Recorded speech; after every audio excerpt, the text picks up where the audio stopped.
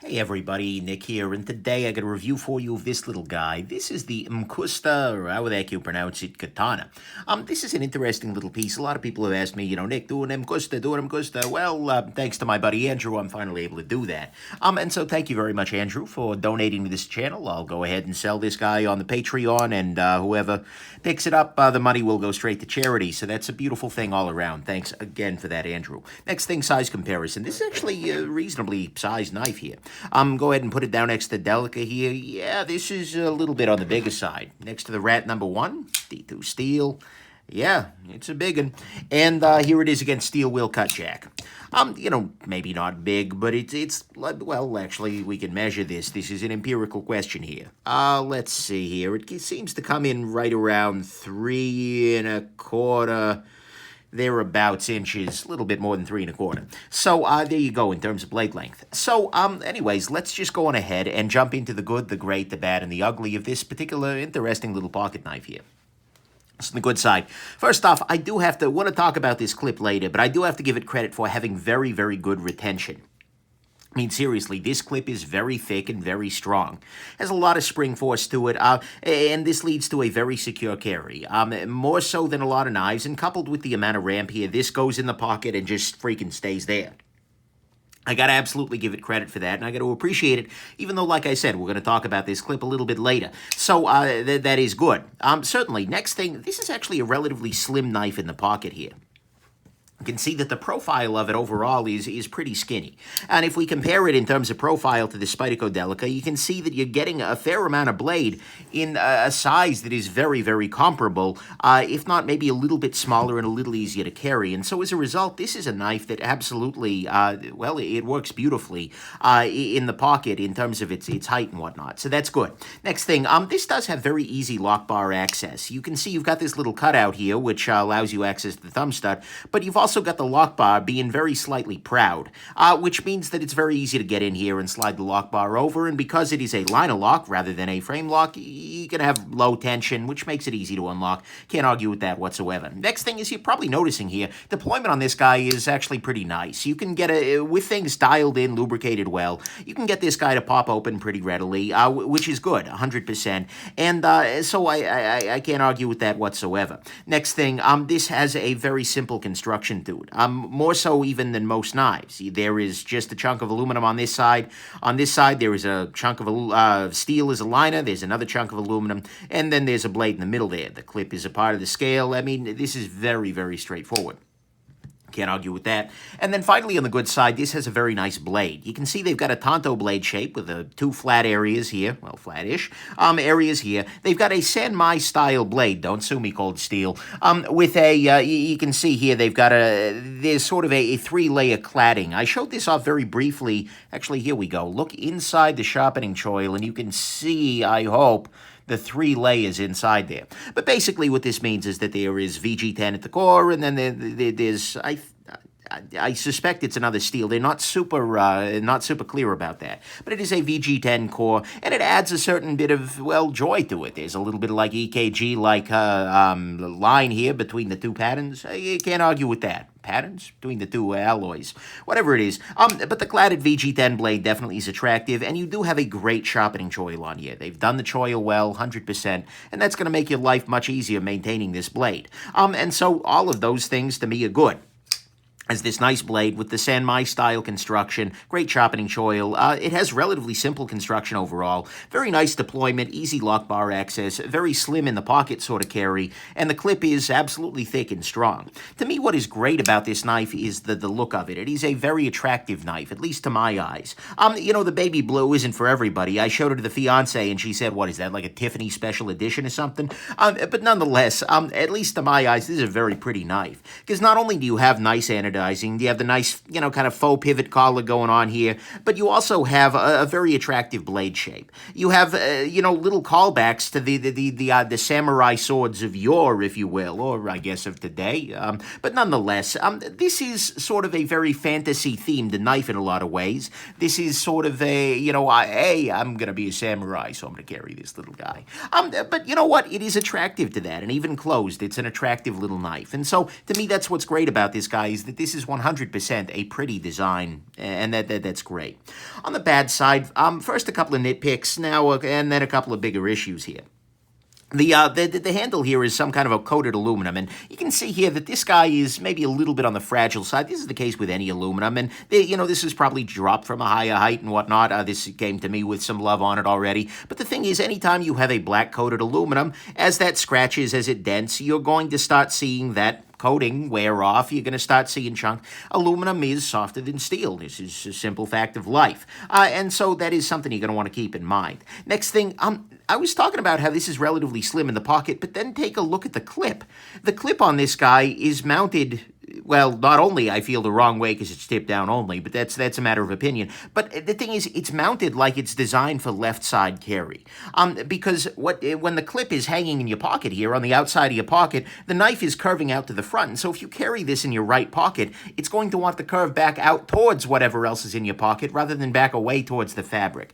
That doesn't make a whole lot of sense to me. And the fact that it's specifically curved I don't get that. Maybe this is very specifically designed for left pocket carry, even though it is a right-hand liner lock, but that doesn't make sense. But that's not a huge deal. It still is slim enough that it carries fine regardless. So there you go. Next thing, this is using T5 screws, which, and they're weird T5 screws. I mean, as you saw in the disassembly, they've got these squared off. Look, they work, the T5 engages, and maybe this is supposed to be, T5 plus or some weird other format or something. But the thing is, really, guys, T5, that's too damn small. T6 is too damn small. T5, really? No, that's unfortunate. And then on the pivot, they're using a freaking flathead. No, you clearly can make Torx. Don't do it. And so I dislike their choice of fasteners pretty greatly. Next thing, the clip on this guy, unfortunately, you can see here that the clip is inlaid, well, not inlaid, but is basically sitting inside one of these little samurai divots, for lack of a better term on it. That is now the official term. And so as a result, when you put this guy into your pocket, you are dragging your pants pocket past both the, start and the end of your little samurai divot there, which means that this doesn't have a really great pocketing feel. That's a really weird thing. That's a very knife guy-ish thing to say about a knife, but the pocketing feel of this guy is very, you really are pushing things past, and that's not something I'm in love with particularly. And so that's always a problem if you have your clip on top of a texture. And the thing is that this is completely unnecessary because they very easily could have, as they were designing this guy, just made sure that the one area where the clip sits, because the clip can't move around or anything, that they just remove the samurai notch right there, and they wouldn't have had a problem here. But unfortunately, they didn't do that, and so they do have a problem. Then finally, this is a very slippery knife. The samurai notches keep this being bad rather than ugly, but it is not great in that with this kind of aluminum, you are always a little bit slippy on it. There is enough clip here that you're usually going to be okay, but this is not a knife I feel like I've got great purchase on, even with your samurai notches. And so to me, that's the last part of the bad. It's just that it is a pretty slippery knife, just because of the nature of the material that they're using and the coatings on it. So that's the bad to me. Oh, I'm sorry, there is one more bad thing. But wait, there's more. This is also $120. To me, that feels like a lot of money. It's a VG10 steel, although it is Sanmai, so I'll give them some credit for that. There's an improvement there, at least aesthetically speaking.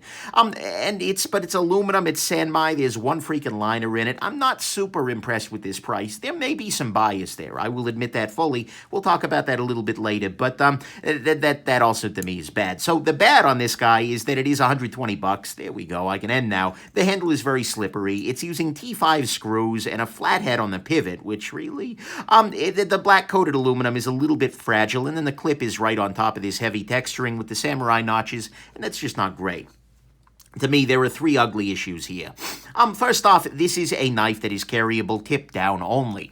Because the clip is a part of an integral part of the liner that is completely unadjustable. The only way you can carry this is tip down. And like I said, this is really wanting to be a left side tip down, given the orientation of the knife in the pocket here. That may be a little That's something that's going to be a matter of taste. For some people, that's great. But for me, oh God, this tip down drive me nuts. So I'm going to call it ugly, hashtag bias. Next thing, this has that integral clip that I've been talking about here. And the problem with an integral clip, although I love the idea of it from a simplicity standpoint, the clip literally cannot come off. That is unfortunately a problem because it means that not only are they limited to one carry position here, but the clip has serious vulnerability to damage. This is a very beefy clip. It would be very hard to spring this, but inevitably, as you're carrying this around, it will snag on something. I think we have all snagged the pocket clip, had it bend up in the other direction, and what do you have to do? Well, you take it off the knife and you bend it back, or you flip it around on the knife to use the knife as leverage to bend it back. With this guy, though, unfortunately, you just cannot do that. If you bend the clip, you can't bend the clip back without, using heat as some fancy little trick there. Because a part of bending the clip back is bending it further than it would have been so that you got spring tension in the other direction. And if this clip breaks off, then there is no way to replace it. It's, if this clip breaks, I just unscrew these things, ask Spyderco nicely for a new clip or order a third-party clip, and it'll work. With this guy, you throw away the knife. And so, although I love the idea of integral clip, I've never seen it work well, or at least I don't trust the concept of it particularly. So, to me, that is definitely ugly. And then finally, on the ugly front, this is a $120 knife that is using some sort of a plastic or Teflon washer. You saw this in the disassembly, and as a result, it does have the same sort of stick-slippy thing that you always get with a plastic washer. And that's just not very good at all. The action on this guy, although it deploys fine, on the closed side is, well, about what you would expect from Teflon.